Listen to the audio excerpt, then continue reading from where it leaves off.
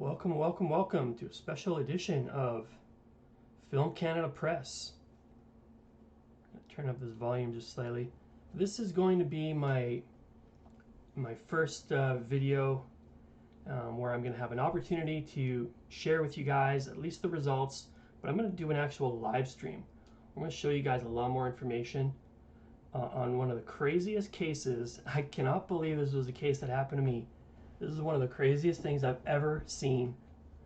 I've not had to deal with this level of crookedness and craziness from a police department before. I've dealt with some crazy stuff, but this one takes the cake. We're just getting warmed up, but I wanted to share with you guys that Constable Ryan Hankewich, the man seen here in the middle, assaulting me. You are only seeing a minor fraction when we're outside. You're not seeing the way he leg hooked me and hunched my torso over and used the walls like the boards of a hockey rink. You're not seeing nothing. All you can see is him holding the monopod of my camera and pushing me out the door. I'm a 6-foot man, to give you a sense of how big this guy is.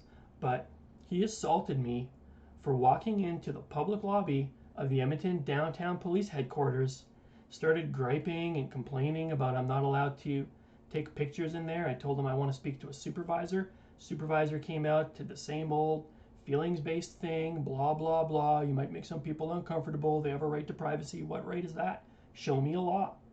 Oh, I don't know. You want me to put a sign up or something? He had no idea what he was talking about. None of them did. So he went back inside to look for, so he says, a law saying that I can't film, when what really was going on was he was trying to find something that he could probably charge me with criminally. And when I went back into the building, I was assaulted by Constable Ryan Hankewich.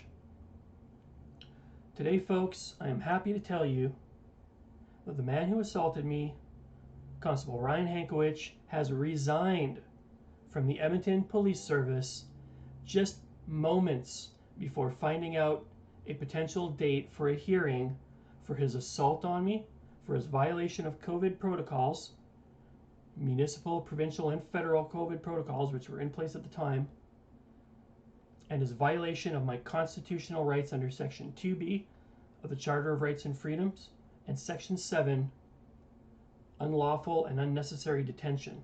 He used excessive force.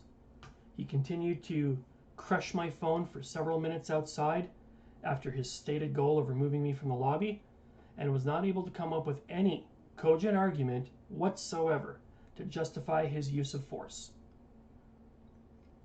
The investigation done by the Edmonton Police Services was shoddy at best. It was poorly researched. It was full of lies. There were major critical pieces of evidence which were, in my opinion, deliberately omitted, or at the very least were not researched when they knew that they existed. Many lies were spoken about me and about the situation that took place. Everything was disjointed. They lied about a service directive which did not exist at the time, did not exist until 2 months later on June 3rd, 2021, when this assault took place on April 8th, 2021. And the whole reason I was in there was to turn in a FOIP request for a previous assault and a false arrest at the hands of Constables Wong and Kramers on April 5th, which was Easter Monday, 2021, while taking pictures harmlessly outside at the Commonwealth Community Recreation Center in Edmonton, Alberta. That case is still pending. But in order to avoid a disciplinary hearing, this is my opinion as to why Hankewich is resigning now. He is using a loophole to try to avoid being disciplined so that it doesn't show up on his record, because I believe he intends to flee to another jurisdiction and reapply for another police force, or maybe to reapply for the Edmonton Police Force at a later point in time. He is fleeing justice. That is what the Edmonton police do. They are cowards. But as you can see here from some of the correspondence, which will now be made public as the case is closed, I've omitted specific names, but I have direct contact from the Law Enforcement Review Board that this case is concluded. It is now in the public realm. The tyrant who assaulted me for filming in public has resigned, and he's no longer on the streets of Edmonton. He can no longer assault anyone. He can no longer hide like a coward behind Section 25 of the Criminal Code. He can no longer hide behind his badge or his uniform. He can no longer find other people to pay his legal bills. He can no longer hide behind his sergeant or his police chief or any police act or service directives, which are intended for well-meaning police officers who are trying to do their job the best that they can. A police officer chasing an actual robbery suspect, and as they pull them over, the person falls on the ground and scratches their knee, and that person says, "Oh, help, help, brutality. You didn't have to scratch my knee to arrest me." Yeah, he did. You were running away from the police. He was just trying to catch you. You were a criminal. You were under arrest, and you refused to submit to arrest, having committed a crime. That person was doing their lawful job. That's a well-meaning police officer trying to stop a criminal. This guy was not a well-meaning police officer. This was a pent-up, rageful, angry, brutal cop who wanted to hurt someone for not following their directives. This was a man with a long history of lying to the police, lying to the public, and lying to the Law Enforcement Review Board. I've detailed some of his charges. He has more. He has multiple misconduct charges under the Edmonton Police Services, and this might have been enough to take his stripes away. He was a two-stripe officer, this guy. This clown working the front desk in downtown, dealing with some of the worst and most vulnerable cases of people in this city. And this clown was out there. Go on YouTube. There's other videos of other people who have been assaulted by this guy. I'm not the only one. Those didn't even make it to the Law Enforcement Review Board. Those didn't even make it to a complaint or him receiving misconduct charges. God only knows how many complaints there were about this guy that did not lead to that. But I can tell you this guy has multiple charges, but he is off of the streets now. He will never be able to hide like that again. And the next time this lunatic goes crazy and attacks someone for taking his picture in a public place, he is going to find himself in shackles, just like he deserves. That's where he belongs, in a cage. That's what you do with an animal. And this tyrant is off of the streets. Now, this is a common tactic that the Edmonton police, or Alberta police in general, will use.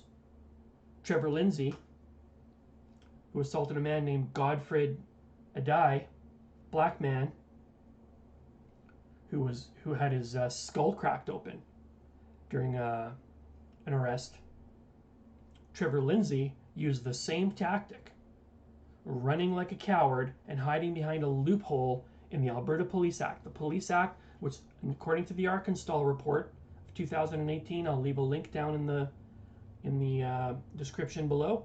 The Arkansas report was made by the LURB in response to another crooked investigation done by the Calgary police in 2008, and it led to misconduct was so egregious in that investigation that it led to the LURB recommending 20 different points to clean up the discipline structure and system in Alberta, to have a full and public review of the Police Act and the Law Enforcement Review Board, the reviews, how the police are involved in reviewing, basically policing their own complaints. We are way, way overdue. British Columbia did it years ago. Ontario has done it recently. Other provinces are getting on board. They understand that it's a different time. They understand that the police must act accountably in order to do their job, because when they don't do their jobs, we don't trust them. And that's what happened in this case. Trevor Lindsay resigned to avoid discipline, and there was no justice for Godfred Adai. Now I'm going to do, like I say, I'm going to do a full proper stream of this. I'm probably going to do this as a live stream. I've never done a live stream before, but I want to be able to show you guys some of the information from this case that is going to knock your socks off. You will not believe the things that these guys said, the games they played, the attempts that they made, a whole team of lawyers, the chief of police, an entire unit devoted to trying to paint me in a bad light and paint me out like as if I was some sort of a criminal for walking into a public lobby with a camera. Well, how did that turn out for you, Hankewich? Have a nice vacation, kid. You're done. It's over. Get off of my streets. And if there's any more crooked cops out there, I'm talking to you guys. You're next. I'm not going to quit filming in public until every one of you punks is off of the streets, because you're giving good cops a bad name. We give you $407 million a year so that you can do this while we have lunatics going around murdering people in their workplaces in Chinatown, while we have people exposing themselves in broad daylight downtown and you don't lift a finger, while they're breaking into our vehicles and you can't catch a crook to save your life, but you want to spend tens of thousands of dollars on lawyers to bring people to a courtroom, wasting people's valuable time. Lawyers, good people who are taking the time out of their lives, like the people on the Law Enforcement Review Board, just trying to bring some accountability and some justice to the innocent people of the public. And you waste all of this money and you waste all of this time and you assault me, and then you waste the LURB's time and then have this punk Ryan Hankewich quit just days before a decision as to whether there's going to be a hearing. It is absolutely pathetic. The Edmonton police force is pathetic. And I'm not going to rest until all you punks are off of the streets. We got nothing left but good cops, because there are good cops in Edmonton, and you're giving them a bad name. We'll see you guys in a couple of days. I'm going to put up a post and let you guys know when the date's going to be. Might be Sunday. We'll see how it goes. I'll put up a post, give you guys at least a full day's notice, maybe a couple of days. Hopefully as many people as possible can join me. I'll be there to answer questions and show you guys information from the case so that you guys can see the lengths that these crooks went to try to paint me in a bad light. But in the end, call it 1-0 for Film Canada Press over the EPS and their guard dog lawyers. You lose, kid. Get off of my streets, Hankewich. You're done. I'm Film Canada Press. Peace.